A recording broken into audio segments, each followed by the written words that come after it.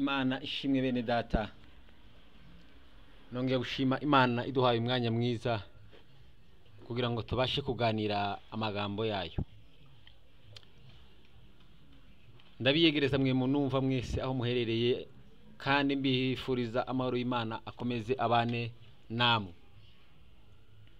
Reka tuganire ijambo ry'Imana, topic twahaye iri jambo iravuga ngo tuzabona Imana. Nukuvuga ngo nyuma y'ubuzima tuzabona Imana. Nyuma y'ibigeragezo ducamo tuzabona Imana. Nyuma y'imibabaro ducamo tuzabona Imana. Nyuma y'intambara duhura nazo tuzabona Imana. Imana ishimwe cyane. Nyuma y'ingwara tuzabona Imana, nyuma y'ibitugoye tuzabona Imana, nyuma y'ubukene tuzabona Imana. Hari Imana mu ijuru kandi iyo niyo twiteguye kuzabona. Bwana Yesu asifiwe sana. Nyuma y'ibitureba, nyuma yo kubura ibisubizo, nyuma y'inzitane, nyuma y'ubutayu, hari Imana kandi iyo niyo twiteguye kuzabona kandi iyo nizatugirira neza. Nukuri tuzayireba n'aya maso yacu. Imana ishimwe. Hahigwa abazabona uwo mwami kuko abo nibo bazabasha kwishimana n'abera. Abo nibo bazabaho batagipfa. Abo nibo bazabaho batakibabara. Abo nibo bazabaho mu mahoro y'iteka ryose. Imana ishimwe cyane. Reka dusangire ijambo ry'Imana tuza gusanga mu gitabo cya Yobu isura 19 umurongo wa 25. Tugarukire kuwa 27. Yobu yaravuze ati ariko njeweho ubwanje nzi yuko umucunguzi wanje ariho, kandi uruhu rwanje nirwamara kubora nzareba Imana mfite umubiri, nzayireba ubwanje, amaso yanje azayitegereza sayundi, nuko umutima wanje umazwe n'urukumbuzi. Amen. Uyu ni Yobu ubwo yaramaze guhura n'ibigeragezo, amaze kubura abana biwe, amaze kubura amatungo ye, amaze kubura umubiri, umaze kwanga, amaze kurwara umubiri wiwe wose, uburibwe ari bwinshi, ndetse n'umugore wiwe amaze gusa n'umwinubye amubwira ngo tukiyo Mana ngo ubashe kwipfira. Imana ishimwe cyane. Ariko Yobu yabihagazemo neza kuko yarazi neza kuko mu ijuru hari Imana. Nyuma yo kubura abana hari Imana, nyuma yo kubura ibisubizo hari Imana, nyuma yo kubura umubiri hari Imana, nyuma y'ibibazo hari Imana, nyuma y'ibibazo hari Imana, nyuma y'uburibwe hari Imana. Imana ishimwe cyane. Ari nayo mpamvu Yobu yari yitwaje intwaro zitatu. Intwaro ya mbere yaraza amakuru, yarafite amakuru kuri iyo Mana yizeye, kuri iyo Mana yiringiye, kuri iyo Mana yahinduye inshuti. Yarafite amakuru kuko iyo Mana itazabura kumugirira neza, kuko iyo Mana ishoboye byose, kuko iyo Mana ariyo nyir'ubuzima. Muri we nimwe dusangamo ubuzima, kuko iyo twamaze kumuvaho, iyo twamaze kuviwe ta buzima. Nukuvuga ngo nyuma Yesu nta buzima, nyuma y'Imana nta buzima. Ayo makuru Yobu yarayazi. Nubwo umugore yamubwira ngo tukiyo Mana wipfire, Yobu yarabizi neza. Nyuma yo kumutuka nta buzima. Ibyiza ni ugukomeza kuba muri Kristo Yesu, kuko nimwe hari ubuzima. Kandi yarazi neza kuko hariho umucunguzi wiwe uzomucungura, akabasha kumugarura ibyishimo bye, akamugarurira abana be, akamugarurira umubiri we. Ni nayo mpamvu yavuze ngo nzi yuko umucunguzi wanje ahari. Nawe mwene data ndagusaba uyu munsi wa none ugira amakuru ahagije kuri Yesu Kristo, ugira amakuru ahagije ku mwami wacu, yuko azakugirira neza, yuko azagutabara. Kabone nubwo byanze, kabone nubwo wagerageje kenshi, kabone nubwo wabuze abana, kabone nubwo wabuze amatungo, kabone nubwo wabuze umubiri, nubwo guca mu bibazo byinshi ntazi uyu munsi wa none, nukuri ndashaka kumenya aya makuru yuko hariho Imana yakugirira neza. Imana ishimwe cyane. Nubwo butaya ari burebure, nubwo iminsi yo kubabazwa ari myinshi, nubwo iminsi y'agahinda ari myinshi, nubwo iminsi yo kubura ibisubizo ari myinshi, mwene data wowe numva ndashaka umenye yuko mwijuru hariho Imana. Ayo makuru yamenye kugira ngo Satani atazakongorera kuzana imwandi makuru y'incamugongo akwereka kuko uri nyagupfa, akwereka kuko wewe utagomba kandi kubaho, akwereka kuko udakwiye ibyiza. Menya yuko mwijuru hari Imana umukiza wawe, nukuri yiteguye kugutabara kandi azakugirira neza. Ayo makuru Yobu yarayazi, ni nayo mpamvu rero yahagaze ashikamye yanga kuva ku Mana ye.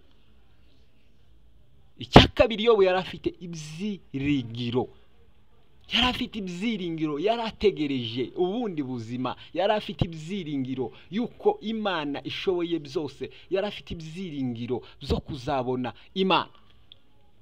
Daniyeli we yaravuze ngo nubwo yaniyikira nzapfa nkiyiringiye. Na Yobu nika ko yabikoze, aravuga ngo nubwo yaniyikira zopfa nkiyiringiye.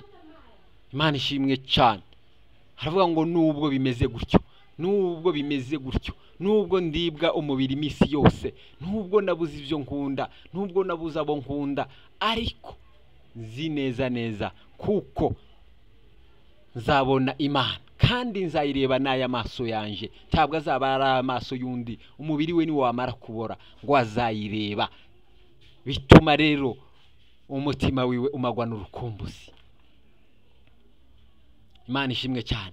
Kubera ibyo byiringiro byatumye Yobu ashikama, byatumye Yobu akomera. Nawe mwene data ndakubwira ngo gira ibyo byiringiro, ibyiringiro byo kuzareba Imana, bitume uhagarara neza mu butayu bwawe, bitume uhagarara neza mu nzira zawe, bitume rero ushikama mu bibazo bitandukanye, ushikame. Kandi rero iyo ufite ibyiringiro, ibyiringiro niyo mizi iziduhagarika mu Mana kugira ngo tutabasha kunyeganyega, tubashe gutsindwa n'uburiganya bwa Satani, kuko tuba twiringiye Imana yonyine kuko izatugirira neza. Twaba twariye, tutoba twariye, tukamenya ko Imana izatugirira neza.